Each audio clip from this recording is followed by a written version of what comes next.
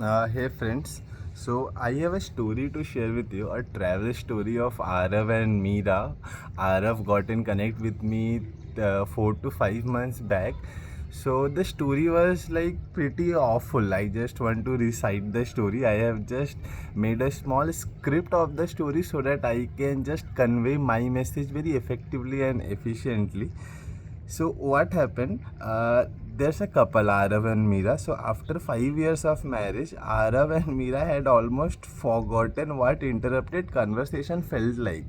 So life in Mumbai had become predictable. So basically alarms, office meetings, traffic, bills, social media scrolling, and exhausted dinners were both like sat together but somewhere mentally far away. They weren't with each other mentally.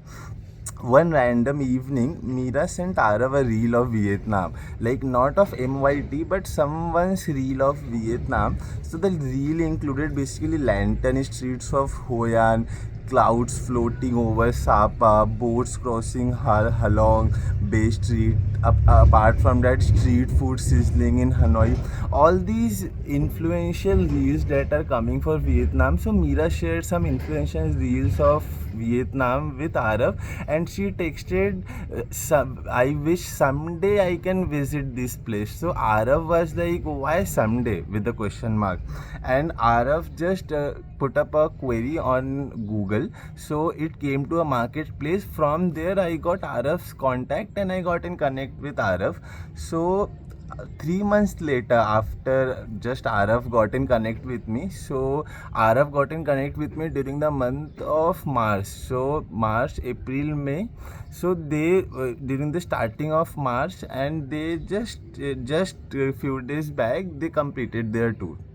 So 3 months later, they landed in Hanoi with two backpacks, tired minds, and a silent hope that maybe this journey would bring back something life had slowly taken away. The first few days weren't perfect. They got confused with currency exchange, missed a pickup at the airport, argued while dragging luggage through Hanoi's crowded streets, got lost searching for an egg coffee cafe hidden inside an old building. Like, all these are the struggling stories most of the people face once they arrive at Hanoi or the Vietnam destination. After watching all the reels and the videos, they are motivated, they are influenced trying the egg coffee at the old quarter.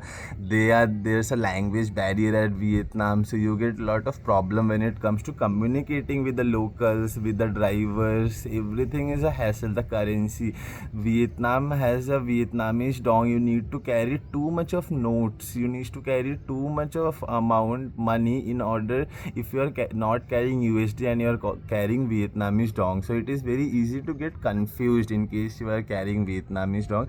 But strangely, those moments made them laugh again. So something that was missing at Mumbai, all these chaotic moments made them laugh again. So I was with them communicably through the phone call, through audio call, through video call. So this was something they were not satisfied at the moment, but later when they returned to the home, these all are the moments that made them sad together and laugh. So in Hanoi, they met Min, a local food vendor who worked almost 15 hours daily but still smiled while serving strangers. Min, this was the story Araf told me basically. Min told them, people think happiness comes after success. Here, we try to smile before success. Like, this was something I and Araf had a very longer conversation, that people think that once I'll get success, I'll be happy. But what if I am happy right now, whether I'm successful or not? I have put in up all my effort, and let's be 100% happy. Let's just achieve the 100% of the happiness right away, and automatically the success comes in. Like the reverse psychology part, which Arav understood, and Arav and I had a very deep conversation on this. So that line stayed with them. That line stayed with them. Even they came back to Mumbai, but that line stayed with them. In Sapa, they stayed in a small homestay owned by an elderly tribal couple at Catcash village. So there was no luxury, only mountains, silence, cold air, and simple food cooked with warmth. One evening, electricity went off because of rain. Sitting beside a wooden fire, Mira quietly said, I think this is the first time in years we are actually talking without distractions. So that was not a pretty good day because Mira and Arav were calling me that there's no electricity. We are at a place having no luxury and all. So the place is very much like village. But eventually, once the light gets off, once there was no distraction, they got time to have conversation with each other.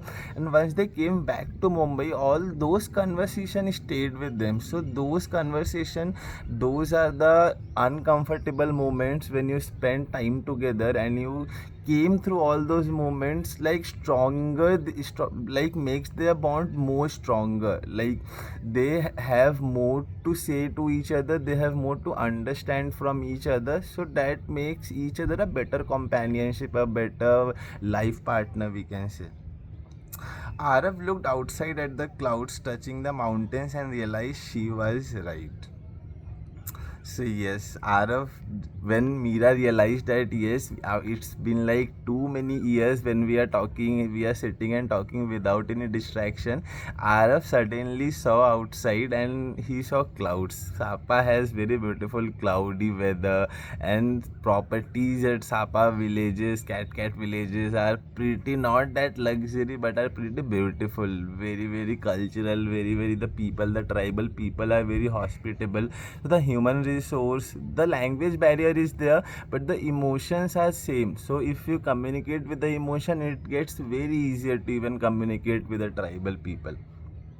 As the journey continued, Vietnam slowly stopped feeling like a tourist destination and started becoming a mirror. So now Vietnam wasn't anymore a tourist destination for Arav and Mira. They are like the people of Vietnam. They got the communication skill. They learned the communication skill. Now they are familiar with the people. Now they are familiar with the food. Now they are familiar with the environment. Now it is feeling like we are at the home. So just as they realize starting that they are at the home, they just flight to Da Nang. So in Da Nang, they rented a bike and rode along the coastline without any fixed plan, no office calls, no deadlines, just music, wind, and freedom. This was something they were looking for. Although music, wind, and freedom is somewhere available at Mumbai, but not simultaneously, not without office calls and deadlines. Even if you are going on a Marine Bay drive, somewhere in your mind you have a pointer that you have a deadline in your office. There are calls waiting for you, there are meetings waiting for you, there are fixed plans that needs to be carried out, there are a lot of things that we need to carry out. So they just sum up the whole day covering the whole Da Nang city by themselves on a scooty. This was their plan that we will be renting a scooty and we'll be exploring the place. So on next day they just got up and after the breakfast they did go for the Bana Hills. So at Bana Hills there was hundreds of people rushing for photos at the Golden Bridge while an old Vietnamese musician calmly played traditional music in one corner. Arav stopped there for almost 20 minutes listening silently. Mira captured that moment instead of the bridge itself. So, although Golden Hand Bridge is the attraction that most of the people are coming for, but the bond they have built, like Mira taking pictures of Arav while Arav is listening to the song of a musician who is playing near the Golden Hand Bridge, rather than the attraction, they are building their bond more stronger. So even I share some pictures of Arav and Mira of this moment, but this was something out of this world for them. Like although they were at the Golden Hand Bridge, but without the attraction, the attractiveness they felt was out of this world. Whatever, like Mira and Arav created a bond once they came back to India. You can easily see and say that yes, the bond they share is like much more stronger now. So next comes the Hoi An. In Hoi An, under glowing lanterns, they met another Indian couple traveling after recovering from a difficult phase in their marriage. The conversation lasted hours. All the couple was from Delhi, India. It made them realize how many people silently carry stress, loneliness, and emotional distance in modern life. Like they usually used to think that they were the unluckiest one, that they aren't getting time to travel to the destination, spending time with each other. But once they started meeting other people who have more suffering from them, and still they are happy, just like the vendor at Hanoi, just like this couple at Hoi An. This was something a very silent moment for Arav and Mira, just like watching each other and like configuring their future, like forecasting that, configuring their past, present, and future. That what were we doing, what are we doing, what we'll do. Like lot of unanswered questions get solved at this moment.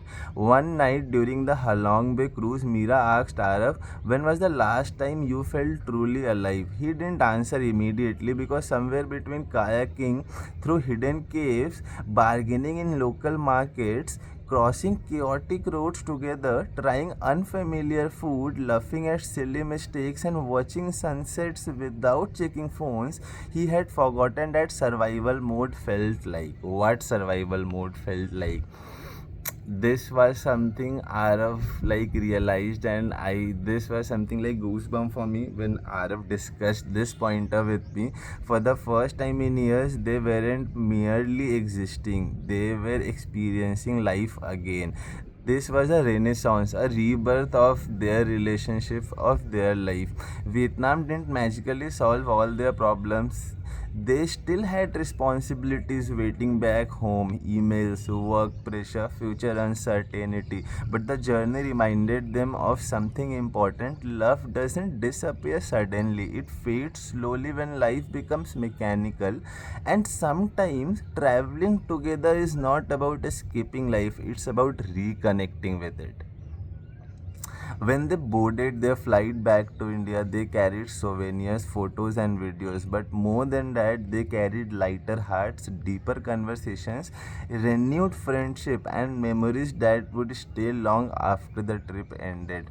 So, Vietnam is not just a destination, it's a story. This Arav and Mira's story of love, connection, and rediscovering the life together, like the Renaissance part. Jai Shri Ram. So this was today's story. We'll come again with a new story, with the new hacks on your Vietnam trips or on any destination around the globe. You can get in connect with us. We are MYT Escape. My good name is Swapnil Sinha. In case you are planning for a vacation, just give me a WhatsApp text on 7699 645 302. Thank you so much. Have an amazing day.